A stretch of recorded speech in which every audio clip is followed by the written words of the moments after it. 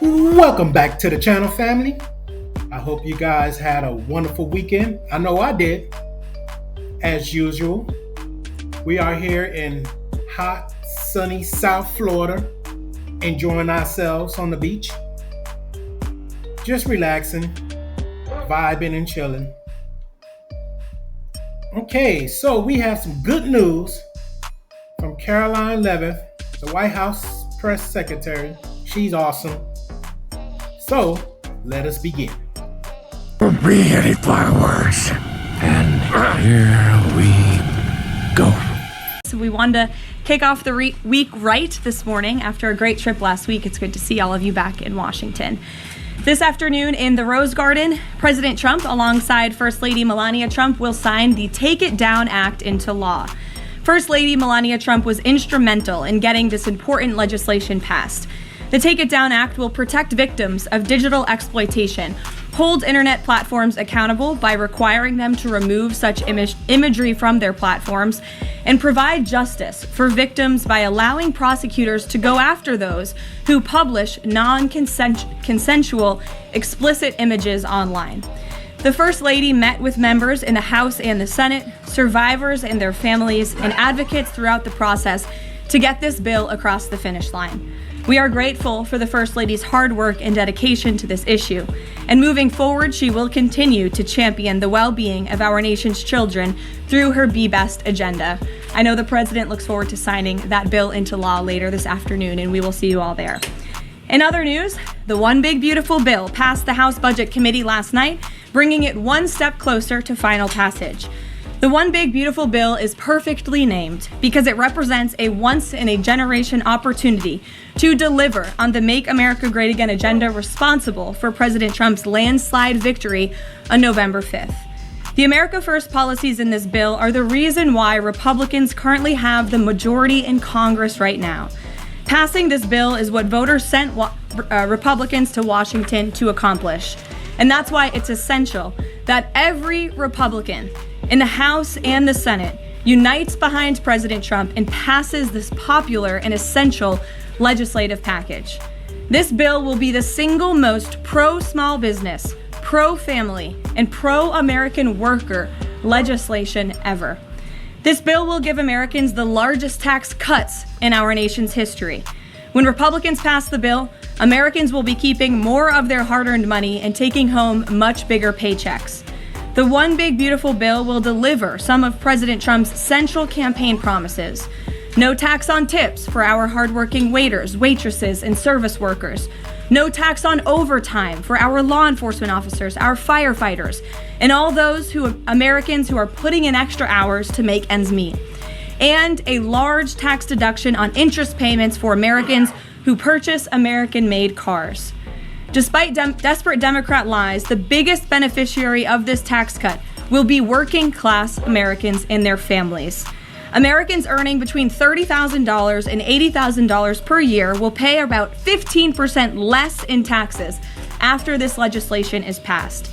And according to a brand new paper from the White House Council of Economic Advisors, the average family with 2 children's take-home pay will be up to $13,000 higher because of the increase in wages and reductions in tax obligations. The CEA study also said that the average overtime worker receives a tax cut of roughly $2,000. Again, this is great news for our nurses, our police officers, and all those who work overtime to make ends meet across our country. Put simply, President Trump's One Big Beautiful Bill will be a boon for working-class America.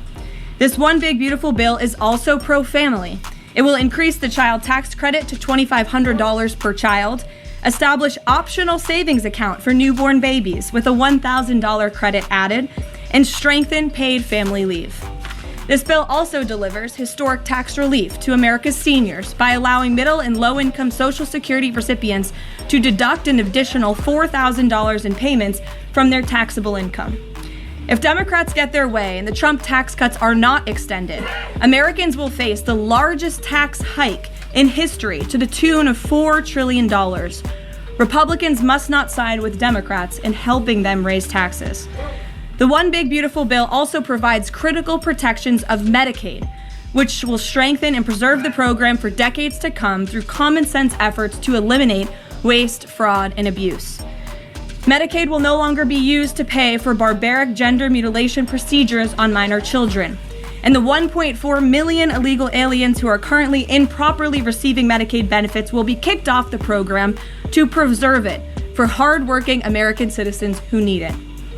President Trump and Republicans are protecting Medicaid benefits for pregnant women, children, disabled individuals, low-income seniors and families, and the most vulnerable Americans in our society.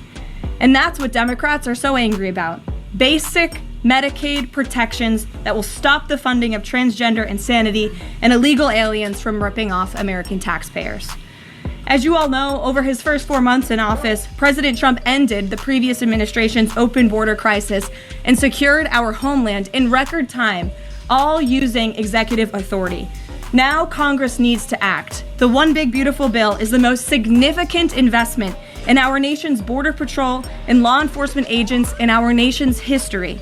The bill ensures that President Trump's popular and successful border security measures are made permanent. Republicans have the backs of Border Patrol and ICE agents who were put through hell over the past 4 years and have quickly worked to secure our southern border. And that's why this bill gives them more resources to do their jobs, including a $10,000 much-needed bonus to ICE agents and Border Patrol agents over the next 4 years.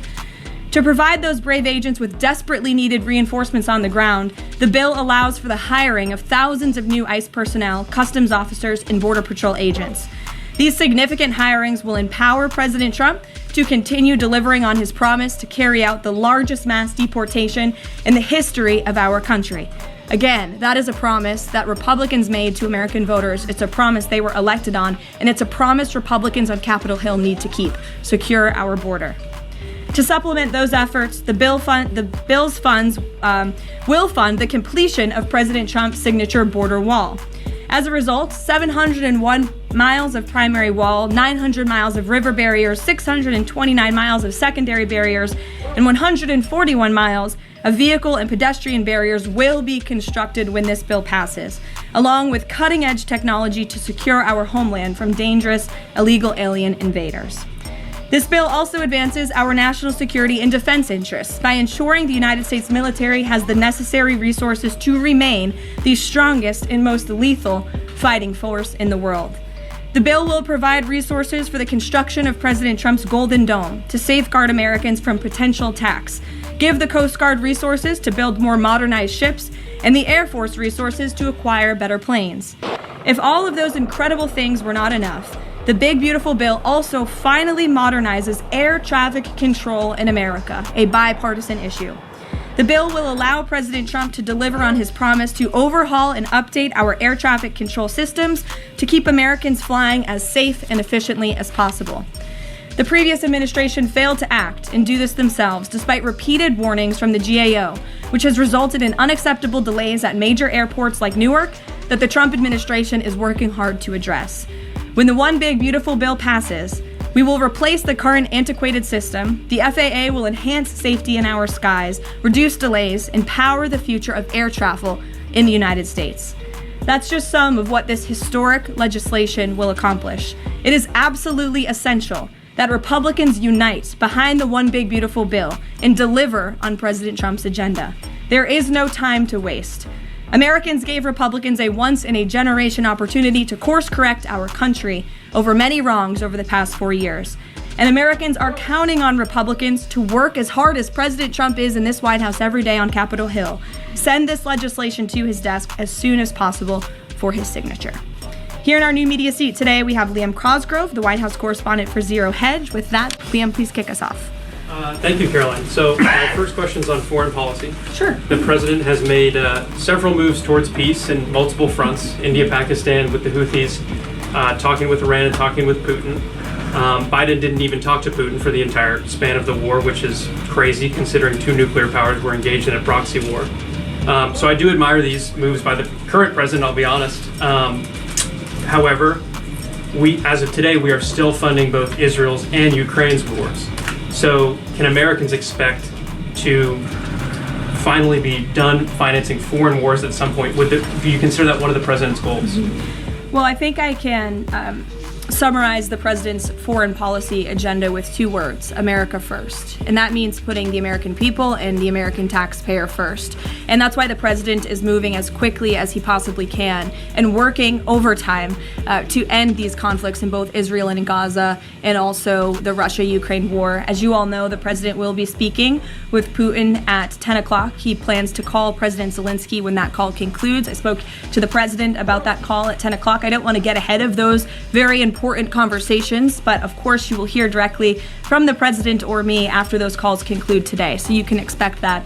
As for Israel and Gaza, the president continues to not only himself but his national security team engage in talks on both sides of this conflict. The president made it very clear to Hamas that he wanted to see all hostages released. And last week, when we were flying out of town, there was great news on that front with the return of Eden Alexander, who is the last remaining hostage in Gaza. So to answer your question, the president is always thinking about the American people, the American taxpayer first. He wants these conflicts to end, not just to save money, but most importantly, to save lives. Thank you. And my only other question for you is, so over the weekend, President Trump posted Truth Social a video highlighting what most people call the Clinton body count, which is the strange number of suicides that seem to happen in Clinton circles.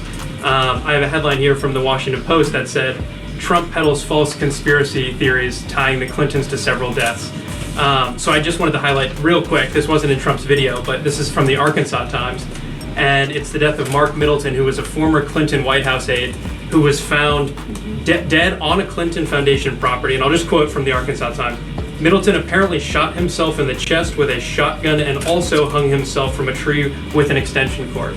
So I have no idea how somebody commits suicide that way, but if the Washington Post is here, maybe you can enlighten us as to how that was actually a suicide. So anyways, that's just a lead into my question about the most famous Clinton-related suicide, which is that of Jeffrey Epstein. There's still a lot of questions around that case.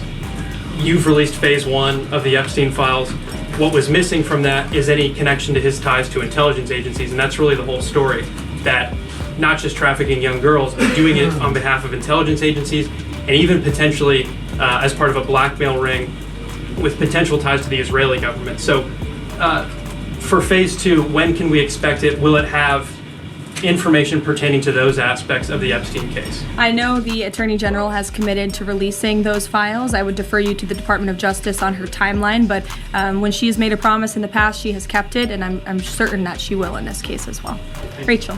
Thanks so much, Karoline. The president set a 2-week deadline for Ukraine and Russia to negotiate a deal. That time is now up. Does the president intend to set a new deadline on this call with President Putin? And how much longer is he willing to give these talks? Yeah, I don't want to get ahead of the specifics of the conversation the president will be having with President Putin in less than an hour this morning. But he has made clear throughout the entirety of this conflict, since he inherited it from Joe Biden. Don't forget, this is a war that began because of the previous administration's incompetence and weakness, and President Trump is working very hard to fix it. He has made it clear to both sides that he wants to see a peaceful resolution and a ceasefire as soon as possible. But as for specifics on a timeline, I won't get ahead of the president. And just on the goals for this call in particular, is the goal to get Putin to agree to a ceasefire? Is the goal to lead to some sort of in-person negotiations with Putin and the president? Well, I think, again, we'll see how the call goes, and the president has made it clear his goal is to see a ceasefire and to see this conflict come to an end. And he's grown weary and frustrated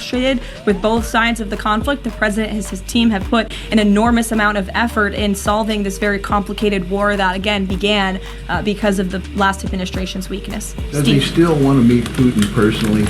I think the president would certainly be open to that, but let's see how this call goes today. What's the status of the secondary sanctions package? The president's been talking about that. You haven't imposed them yet, but is that still on the table? I think everything's on the table, yes. And again, I won't get ahead of the president in any commitments or decisions, but certainly it's something he's been looking at and discussing.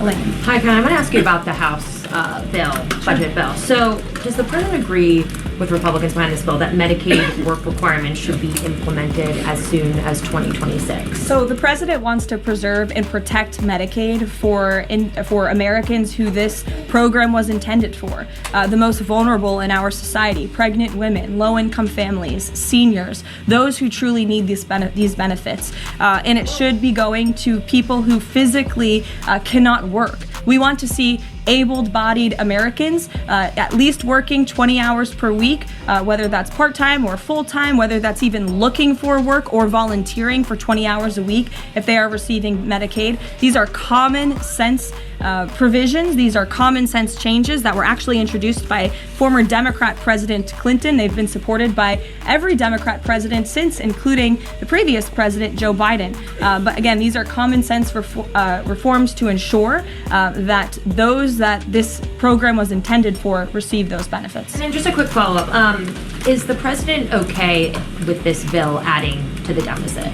This bill does not add to the deficit. In fact, according to the Council of Economic Advisors, this bill will save $1.6 trillion. And the president absolutely understands and hears the concerns of fiscal conservatives and of Americans who want to get our fiscal house in order. That's what the intention of this bill is. There's $1.6 trillion worth of savings in this bill. That's the largest savings for any legislation that has ever passed Capitol Hill in our nation's history. The next bill that even comes close was $800 billion. That's less than half of the savings that we see in the One Big Beautiful Bill. And so the goal of this bill is to produce economic growth, to cut taxes, and to get our fiscal house in order. And this is the right step in the right direction towards doing that. Thanks. Edward. Yes, thanks. And then I'll go to you. Thanks, You're President. welcome. I want to get the president's reaction to Moody's downgrading the credit rating of the United States.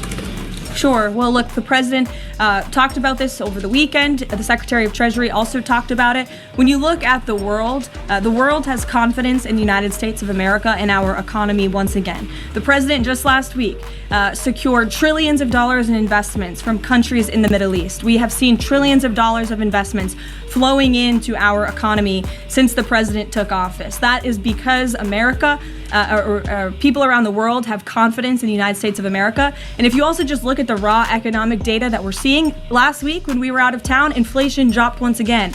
Oil prices are dropping, gas prices are dropping. The president has added nearly 500,000 jobs to the American economy already.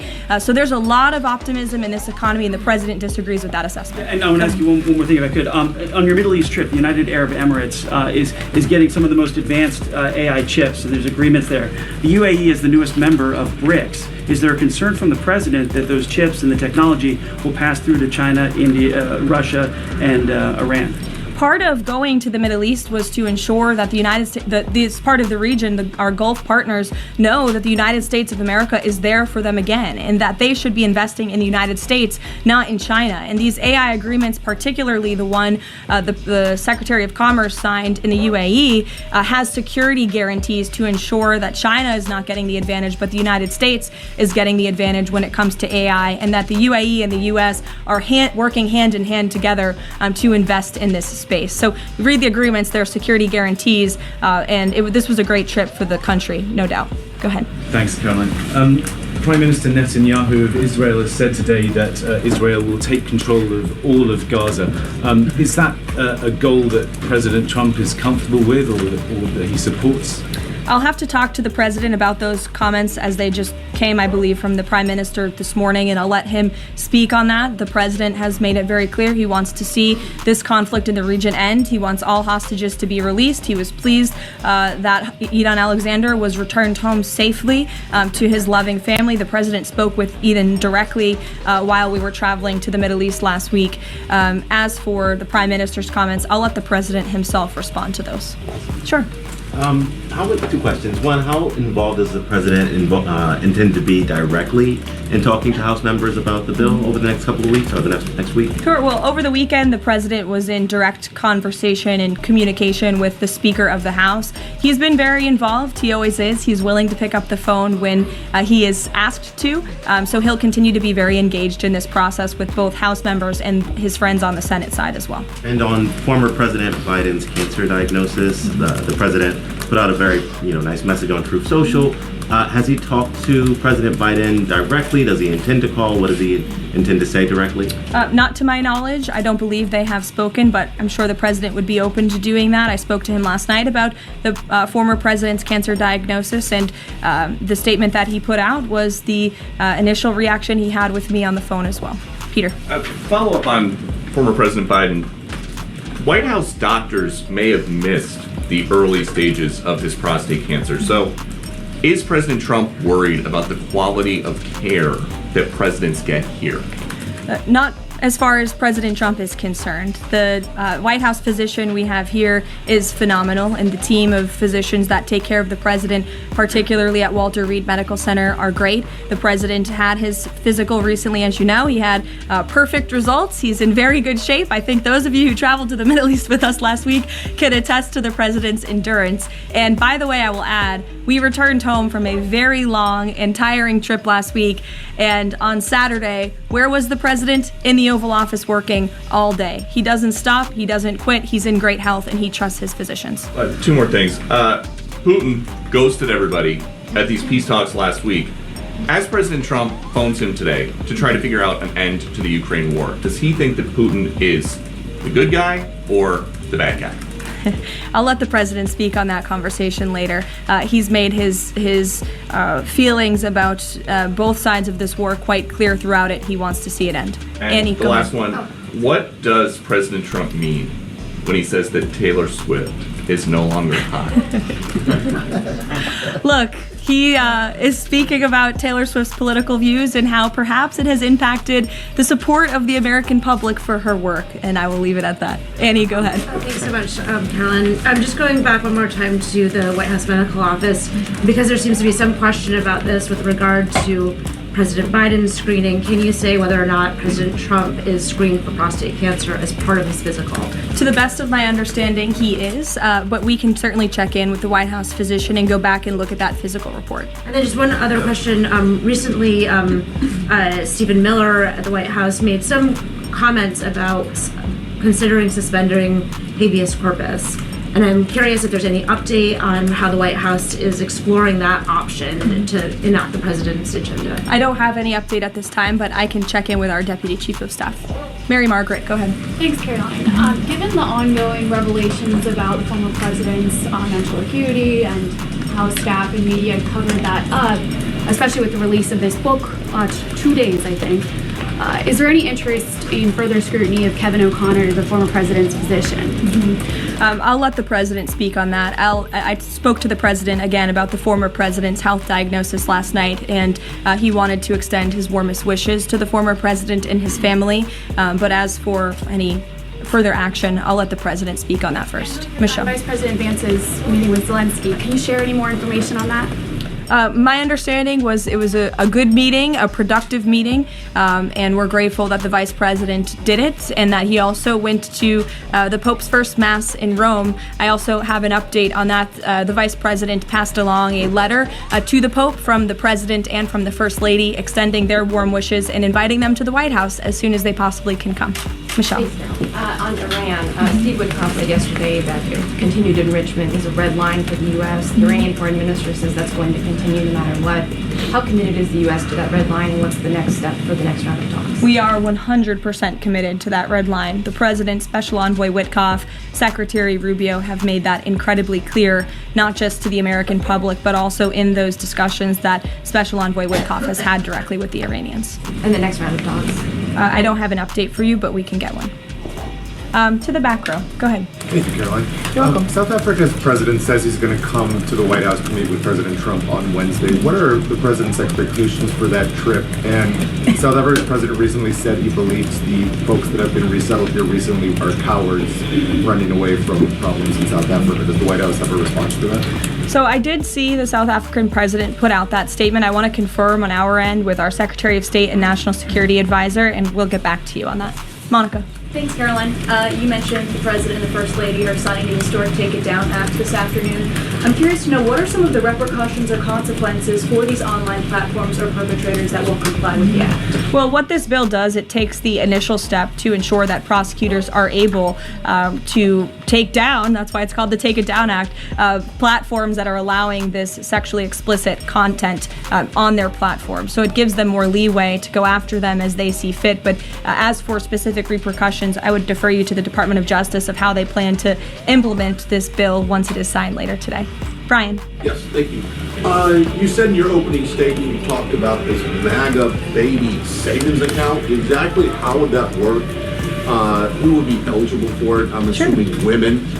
would be eligible for that? Yes. So one of the provisions in the One Big Beautiful Bill, as I said, this is a very pro-family piece of legislation. Not only does it increase the child tax credit, but it also includes MAGA baby savings accounts for children that are born before January 1st, 2024, under 8 years old, U.S. citizens, and have at least one parent with a valid Social Security number. And when this tax provision becomes law, the child, if the parents seek to do this, will be set up with a savings account. Essentially, it's a 401k for a newborn baby. And child's relatives, their parents, can contribute up to $5,000 per year of after-tax dollars annually to that account. And then later in the baby's life, at age 25, savings account holders can withdraw up to the full balance of the account. Upon reaching 30, the account holders can access the full balance of the account for any purpose desired. So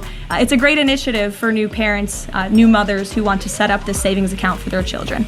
Ouija. Thank you, Caroline. President Trump and his top economic aides have repeatedly said that Americans will not pay the cost of tariffs. In fact, last week, Lutnick said people have to drop the, quote, silly arguments that consumers would pay the cost. But over the weekend, as you know, the president posted that Walmart should eat the tariffs and not charge the value customer anything. I'll be watching, and so will your customers. So, does he acknowledge that if companies don't absorb the full cost, Americans will have to pay?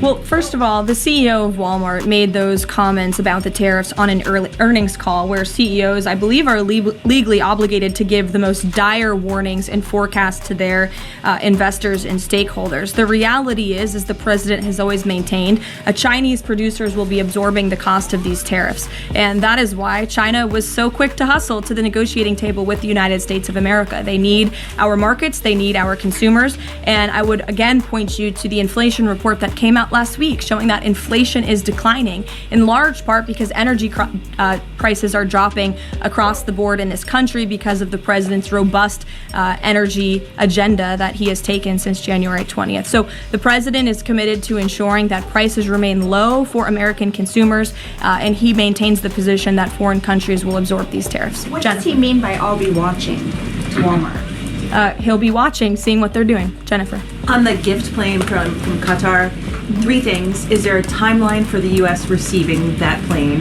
Do you know how long it will take to retrofit the plane to presidential standards? And thirdly, has the intelligence community, security folks, have they weighed in on whether that plane can actually be secured to presidential standards? I'm glad you brought up this question because I was watching the American press spew a lot of misinformation about the plane donation last week when we were abroad. Let's be very clear. The government of Qatar, the Qatari family, has offered to donate this plane to the United States Air Force, where that donation will be accepted according to all legal and ethical obligations. It will be retrofitted to the highest of standards by the Department of Defense and the United States Air Force. This plane is not a personal donation or a gift to the President of the United States. And everyone who wrote that last week should go and correct their stories because this is a donation to our country and to the United States Air Force. As for a timeline, because it is the United States Air Force that is accepting the plane, I would defer you to them for specifics because the President, frankly, has nothing to do with it. It's the Air Force's project to take on. Sure. Elizabeth. Thanks so much, Caroline. Did the president call fiscal conservatives who were hesitant to vote for the Big Beautiful Bill? And if so, what did they say? What did he say? I don't reveal the president's private discussions unless he gives me the liberty to, but he has been engaged in this process. He spoke to the Speaker of the House, and he will continue to make those phone calls if it's necessary for him. Sure. Thank you, Caroline. I'll go to both of you. Go ahead. Thank you. Any updates on Greenland? Will the president be making any trips, and do we have any details you can share with us? I don't have any future foreign trips to read out for you. We just returned home from one. But the president maintains the reasoning for Greenland's strategic purposes in the Arctic, and he continues to remain committed to the idea of obtaining Greenland in whatever means we can to advance our national security interests in the region. Sure. Thank you, Caroline. I have a question. Was Lebanon part of the discussions during the Middle East tour, and did you meet with any Lebanese representatives? To my knowledge, the president did not meet with any representatives from Lebanon, although he did talk about the election that they recently had there and how he hopes that Lebanon can come to a more peaceful place in their country and that we drive out Iranian-backed Hezbollah proxies in Lebanon to ensure peace and prosperity in that country and also for the greater Middle Eastern region. And I would just add to that before I wrap up, because the president's call will begin in a few minutes.